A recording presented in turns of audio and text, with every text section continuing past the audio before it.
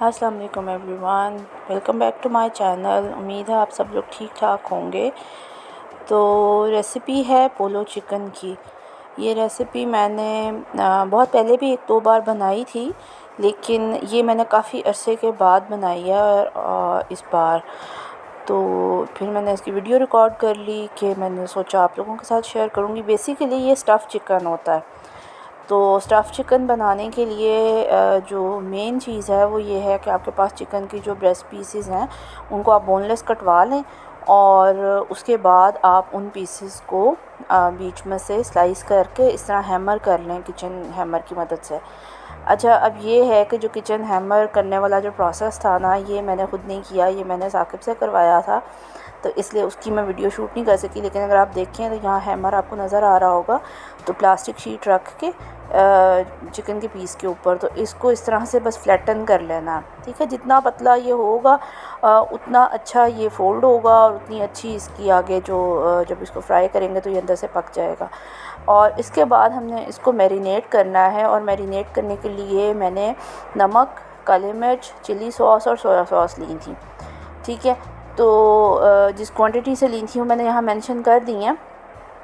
तो बस ये करना है कि जो चिकन ब्रेस्ट है ना, इसके ऊपर हमने ये मैरिनेशन लगा के कुछ 10 मिनट के लिए इसको छोड़ देना। इन द मीन टाइम हमने जो स्टफ़िंग है वो रेडी करनी है। इसकी जो स्टफ़िंग है वो पालक और पनीर से बनती है। तो पालक मैंने ली थी और उसको मैंने बॉईल कर लिया, और बॉईल करके मैंने उसको थोड़ा सा, आपके सामने ही है, मैं देख रहे होंगे कि मैंने इसको स्क्वीज़ किया, इसमें से पानी निकाल दिया अच्छे से। जो मैरिनेशन थोड़ी सी बच गई थी वो मैरिनेशन मैंने इसमें मिक्स कर दी है। अगर आपकी मैरिनेशन ख़त्म हो जाए तो आप थोड़ा सा नमक और थोड़ी सी चिली सॉस इसमें मज़ीद शामिल कर लें, और उसके बाद इसमें मैंने पिज़्ज़ा चीज़ जो है वो शामिल कर दी है। अच्छा, पिज़्ज़ा चीज़ आपकी अपनी उस पर डिपेंड करता है, विश पे। आप चाहें तो चीज़ ज़्यादा डाल सकते हैं, चाहें तो कम डाल सकते हैं। उसके बाद इस तरीके से आप देखें, एक एक आप चिकन का पीस लेंगे और उसके एक कॉर्नर के ऊपर स्टफ़िंग रखेंगे और उसको अच्छे से रोल अप कर देंगे। अगर तो ये जो चिकन के पीसेस हैं ना, ये अच्छे से फ्लैटन हुए होंगे तो कोई भी मसला नहीं है कि ये बड़े इजीली रोल हो जाएंगे। लेकिन अगर कोई पीसेस थोड़े से मोटे हों, जैसे एक या दो स्लाइसेस थे जो थोड़े से मोटे रह गए थे, तो फिर उनको मैंने टूथपिक लगा के कुछ देर के लिए बंद कर दिया था। आप चाहें तो टूथपिक भी लगा सकते हैं। शायद मैंने यहाँ किसी एक आध स्टेप में आप देखेंगे मैंने उस पर टूथपिक भी लगाया है। लेकिन जब आप फ्राई करें तो फिर टूथपिक निकाल दें, ये भी जहन में रखिएगा। तो अच्छा, इस तरह से सारे जो पीसेस हैं इनको हम इनमें स्टफ़िंग भर के और इनको इस तरह से रोल जो है वो करते जाएंगे। ये देखें, ये स्लाइस थोड़ा सा मोटा था, तो इसको फिर मैंने दोबारा से एक दफ़ा हैमर से पतला करने की कोशिश की है, और इसके बाद इसमें स्टफ़िंग की है। अच्छा, जब आपने हैमर से इसको फ्लैटन करना है तो आपने एक चीज़ का बहुत ज़्यादा ध्यान रखना है, वो ये है कि गोश्त जो है वो बिल्कुल इतना भी ना पतला हो जाए कि फट जाए वहाँ से।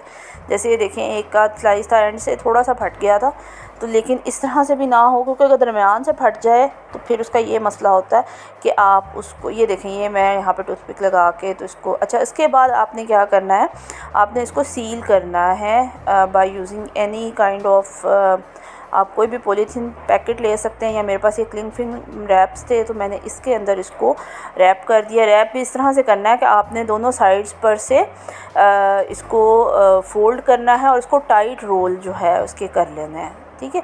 इससे क्या होता है कि जो चिकन है वो अंदर तक एक रोल की फॉर्म में प्रॉपर उसमें आ जाता है, और जब आप इसको फ्राई करेंगे तो फिर ये खुलेगा नहीं, ठीक है जी। तो इस तरह से मैंने सारे जितने भी पीसेस थे इन सब को मैंने इसी तरीके से क्लिंग फिल्म में रोल किया, और उसके बाद इनको टाइटली दोनों साइड से पकड़ के तो इनको बंद कर दिया, और इनको अब हम कुछ देर के लिए फिर फ्रीज़र में रख देंगे ठंडा होने के लिए। तो अच्छा, मैं ये कह रही थी कि जब आप इसको फ्लैटन करते हैं तो बहुत ज़्यादा ध्यान रखिएगा कि गोश्त जो है वो बीच में से ना फटे। अगर फट जाएगा तो फिर ये होगा कि जब आप इसको फ्राई करेंगे तो वो बीच में से स्टफ़िंग जो है वो निकल जाएगी। अब ये सारे पीसेस जो थे ये मैंने इनको क्लिंग फिल्म लगा ली थी, और मैंने इस तरीके से एक रात के लिए फ्रीज़र में रख दिया था बॉक्स में डाल के। आप चाहें तो 2 घंटे भी काफ़ी होते हैं, लेकिन मेरे पास टाइम था तो मैंने ज़्यादा देर के लिए रख दिया। अच्छा जी, इसके बाद ये अगले दिन का है। अब मैंने यहाँ पर इनको फ्राई करना है। फ्राई करने के लिए मैंने 3 चीज़ें ली हैं, सूखा मैदा और ब्रेड क्रम्स और अंडे। ठीक है जी। अब आपने क्या करना है कि एक एक चिकन पीस लेना है। अच्छा, यहाँ एक चीज़ और मैं बता दूँ कि बाकी सारे जितने भी पीसेस थे ना, उनको मैरिनेशन प्रॉपरली लगी हुई है। सिर्फ 2 पीसेस ऐसे थे जो कि मैंने विदाउट मैरिनेशन बनाए थे, क्योंकि मैं चाह रही थी कि मैं देखूँ कि अगर हम मैरिनेशन नहीं करते तो इसके फ्लेवर पे कितना फ़र्क जो है वो पड़ता है। तो इसलिए आपको शायद कलर का थोड़ा सा डिफरेंस जो है वो फ़ील हो रहा हो, तो ज़ाहिर बात है फ्लेवर का फ़र्क तो बहरहाल पड़ता ही है। अच्छा जी, पहले आपने इनको मैदे में रोल करना है। ठीक है, अच्छे से मैदे में रोल करने के बाद आपने इनको अंडे में डिप करना है। अंडे में बेहतर है जब आप इसको फेंटें तो उसमें थोड़ा सा दूध मिक्स कर लें, इससे ये होता है कि जो कवरिंग है वो बहुत अच्छे से हो जाती है। उसके बाद हमने इसको ब्रेड क्रम्स में रोल करना है। और मोस्ट इम्पॉर्टेंटली कि जब आपने इनको फ्राई करना है तो जो तेल है वो बिल्कुल कुनकुना सा गर्म हो, मतलब बिल्कुल आप समझिए कि लो हीट पर आपने इसको फ्राई करना है। और जब आपने फ्राई करना है तो आपने कम से कम भी 5 मिनट के लिए इसको फ्राई करना है, सो दैट कि चिकन जो है वो अच्छे से अंदर से गल जाए। ठीक है, तो बस ये इसकी एहतियात है। और बाकी यही है कि इसकी जो स्टफ़िंग है उसको इस तरीके से करके, और इसके बाद कुछ लोग जो हैं वो ये भी करते हैं कि इसको इस तरीके से पहले ब्रेड क्रम्स, मैदे और अंडे से कोट करके इसको कुछ देर के लिए फ्रिज में रख देते हैं। लेकिन मैंने बहरहाल डायरेक्ट ही फ्राई कर लिया था, उससे कुछ बहुत ज़्यादा फ़र्क नहीं पड़ता। लेकिन अगर आपके पास टाइम हो तो आप ये भी कर सकते हैं कि आप इनको कोटिंग करके इसके बाद इनको थोड़ी देर के लिए फ्रिज में रखें और उसके बाद फिर इनको फ्राई करें। फ्राई आपने डीप फ्राई करना है ऑयल में, और हल्की आंच पे करना है। आंच बिल्कुल तेज़ नहीं करनी, वरना चिकन जो है वो अंदर से कच्चा रह जाएगा, बाहर से कोटिंग जो है वो ब्राउन हो जाएगी। तो बाकी इसमें कुछ भी और मतलब बड़ी चीज़ जो है वो इसकी नहीं है, सिर्फ इतना ही है कि एक तो जो चिकन पीसेस हैं वो आपने अच्छे से फ्लैटन किए हों प्रॉपरली। उसके बाद जब आप इनको स्टफ़ करें, स्टफ़ करने के बाद आप इनको रैप ज़रूर करें, पॉलीथीन पैकेट से कर लें, शॉप पर जो मिलते हैं आम, उससे कर लें टाइटली, या आपके पास क्लिंग फिल्म रैप्स हैं तो उसमें कर लें, और इनको कुछ देर के लिए फ्रीज़र में ज़रूर रखें। उसके बाद आप इनको जब कोटिंग करें तो फिर हल्की आंच के ऊपर करें। ठीक है जी। ये देखें, ये सारे जो भी थे ये फ्राई हो चुके थे, कुछ मैंने फ्राई किए थे, कुछ मैंने फ्रीज़ कर लिए थे। फ्रीजिंग के पॉइंट ऑफ व्यू से भी ये बड़ी अच्छा ऑप्शन है कि अगर आपके घर में इस तरह से गेस्ट आते जाते रहते हैं तो आप उनके लिए बना के फ्रीज़ करके रख सकती हैं। ये मैंने इस तरह से, ये एक ट्रे जो थी ये मैंने फ्रीज़ कर ली थी। 4 या 5 पोलो चिकन जो थे वो मैंने फ्राई कर लिए थे, और फ्राई करके फिर इसकी एक सॉस बनती है, वो सॉस भी मैं आपको बताती हूँ। वो सॉस जो है वो बहुत मज़े की है, और एक्चुअली जो पोलो चिकन का आप कह लें कि फ्लेवर है वो सॉस के साथ ही अच्छे से आता है। तो ये देखें, ये इस तरीके से फ्राई होते हैं। अब ये अच्छे से, क्योंकि प्रॉपरली सील्ड थे दोनों साइड से, तो चिकन जो है वो बिल्कुल भी उसकी स्टफिंग जो है वो नहीं खुली।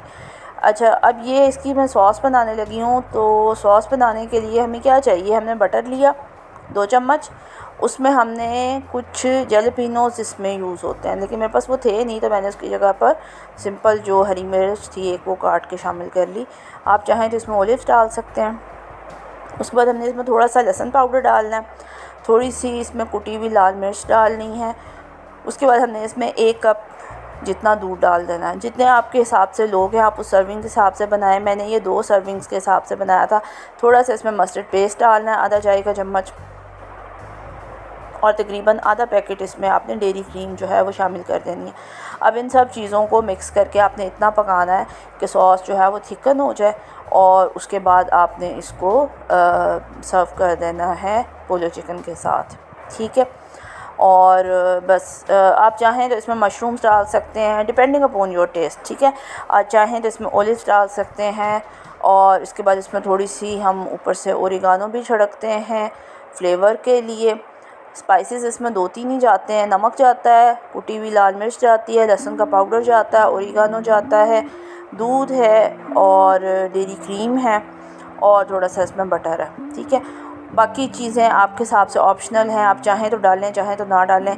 अच्छा जी, इसके बाद ये मैंने इसकी कटिंग की थी। अब कटिंग में मेरे से जो एक बहुत बड़ी मिस्टेक जो है वो मेरे से जो हुई वो ये कि मुझे इसको गरम गरम कभी भी नहीं काटना चाहिए था। ये बिल्कुल फ्राई होके भी निकला ही था और मैंने इसको कट कर दिया, और कटिंग के नतीजे में क्या हुआ कि वो जो उसकी ऊपर वाली कवरिंग थी वो उतर गई।